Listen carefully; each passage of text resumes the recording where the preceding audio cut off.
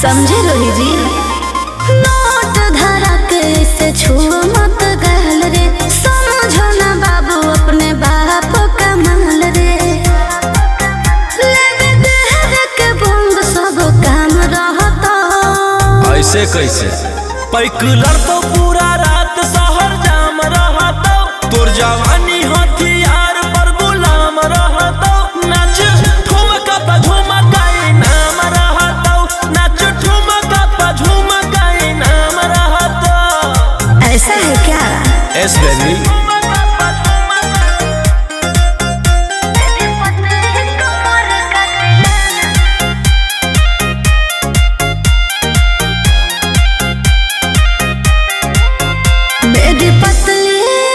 लचकाओ लचकाओ मेरी पतली कमर का तिलाना, ये कितना को घायल करे, ये कितना को घायल करे। तू सटाओ खाली उठावा से उठ तोरा नोटावा से तौल देब। ज्यादा नखरा देखै में पैसा तौलावा से खोपड़ी खोल देब। 302 खाओगे क्या? पैक लड़तो पूरा रात शहर जाम रहता, तोर जवानी हथियार पर गुलाम रहता।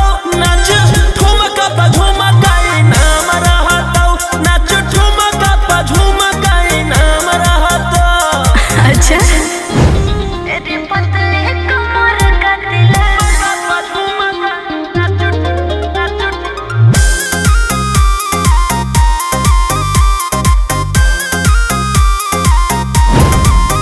ना समझो का रे ना समझो मुझे चिकनी चमेली, अंगारों से खेली हूँ मैं, कि कितनों को झेली हूँ मैं। हमरो झेल रोशन रोही आयुष पूरा जिला के राजा मजा मार जइता।